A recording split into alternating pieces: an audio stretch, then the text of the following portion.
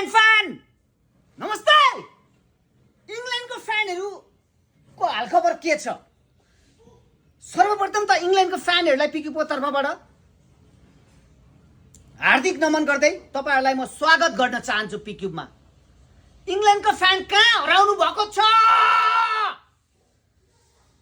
यो पालि त बत्ती बालेर खोज्ने बेला भयो त यार, होइन र? इंग्लैंड का फ्यान कति धेरै छ भन्ने कुरा मलाई थाहा छ। मैले प्रत्येक वर्ल्ड कपमा याद गरेको छु, तर यो पालि मैले त्यो भाइब्स पाएको छुइनँ गाइस, होइन र? इंग्लैंडको फ्यान साँच्चीकै लोभी नै भयो त, होइन र? यो तरिकाले भएन। 4 वर्षको इंग्लैंडको फ्यान 4 वर्षमा आउँदैछ वर्ल्ड कप। इंग्लैंडको फ्यानहरु यसरी भएन गाइस। मसँग त होम अवे ठडे हो गाइस, होइन र? अब इंग्लैंडको तपाईहरुलाई भनिराख्नु पर्छ जस्तो प्राय सबैलाई थाहा छ इंग्लैंडको फ्यान हो भनेर गाइस, होइन र? यो तरिकाले भएन, मजा लागेन मलाई। इंग्लैंडको फ्यान चाहिँ आफू पनि इंग्लैंडको फ्यान भएर होला जर्सी सानो ल्याइदिएको छैन, कम्ती धेरै पिस छैन, तर सोचे जस्तो चाहिँ मैले व्यापार गर्नु सकेको छैन इंग्लैंडको फ्यानहरुलाई यार। म धेरै स्याड छु गाइस। प्लिज अब चाहिँ इंग्लैंडको फ्यानहरु पिक्युमा हाजिर हुनु पर्यो गाइस।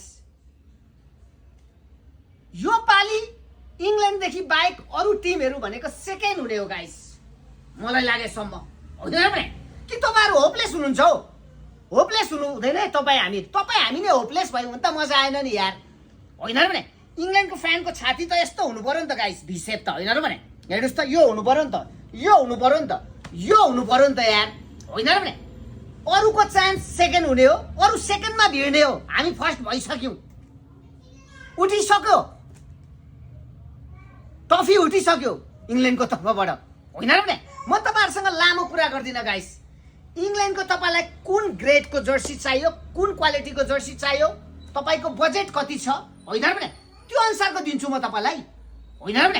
तर पिक्युमा आउनु पर्ने हुन्छ है त्यसको लागि चाहिँ तपाई। सुरुमा त म तपाईलाई इंग्लैंडको प्लेयर्स ग्रेड जर्सी देखाउँछु। हेर्नुस् त, प्लेयर्स ग्रेड जर्सी भनेको यही हो गाइस, होइन र? ल हेर्नुस् त, प्लेयर्स ग्रेड जर्सी कस्तो छ, ल हेर्नुस् त। प्लेयर्स ग्रेड भन्यो नि पिक्युले गाइस, सक्यो, त्यो प्लेयर्स ग्रेड हो। त्यो बा हो कि बा होइन कि नो डाउट गाइस, आउने लिएर जाने गाइस, होइन र? त्यसैगरी तपाईले इंग्लैंडको अवे जर्सी गाइस हेर्नुस् त, वाउ छ, चक्की छ, बबाल छ यार, होइन र? ल हेर्नुस् त, ल हेर्नुस् इंग्लैंडको जर्सी गाइस। अब तपाईलाई प्रिन्टेडमा इंग्लैंडको कसको दिम म, होइन र? अहिलेलाई चाहिँ म तपाईलाई ह्यारी क्यानको दिन्छु। ल हेर्नुस् त, ल ह्यारी क्यानको 9 नम्बरे जर्सी तपाईलाई इभन चाहियो भने टक्क आउने, यो ए ग्रेडको जर्सी हो, 12.50 तिर्ने लिएर जाने गाइस, प्रिन्टेड जर्सी, होइन र? ल हेर्नुस् त, यो पालि यति धेरै फर्ममा हुनुहुन्छ नि हाम्रो दाइ, गेम हेर्नुहुन्छ नि गाइस कि हेर्नुहुन्न हो? यो पालि खतरा फर्ममा हुन्छ। प्रत्येक टुर्नामेन्टमा 2 गोल सियोर हो, नत्र ह्याट्रिक हुन्छ प्रत्येक म्याचमा। दाइले यसपालि हान्नुहुन्छ, ढुक्क लाउने हो। तपाईलाई ह्यारी क्यानको जर्सी चाहियो भने ए ग्रेडको जर्सी 12.50 तिर्ने लिएर जाने गाइस, होइन र? त्यसैगरी तपाईले ए ग्रेडको जर्सी नन प्रिन्टेडमा हेर्नुस् त गाइस, नन प्रिन्टेडमा 1000 रुपैयाँ बोक्ने आउने लिएर जाने गाइस, होइन र? त्यसैगरी तपाईले यो बी प्लसको जर्सी हेर्नुस् त, इंग्लैंडको बी प्लसको जर्सी 1250 मा तपाईले विथ शर्ट्स पाउनुहुन्छ गाइस, होइन र? ल हेर्नुस् त, विथ शर्ट्स 1250 मा। हाफ प्यान्ट चाहिने मान्छेलाई चाहिँ यही हो गाइस, होइन र? ल अहिलेलाई यही क्वालिटी छ, यसमा बी ग्रेड पनि हुन सक्छ। मैले अहिले बी ग्रेड चाहिँ देखिन र मैले भिडियो बनाएको छुइनँ गाइस, होइन र?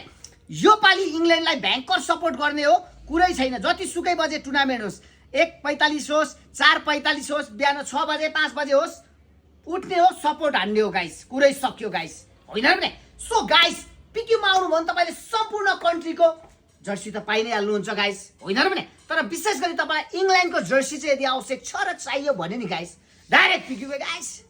धन्यवाद।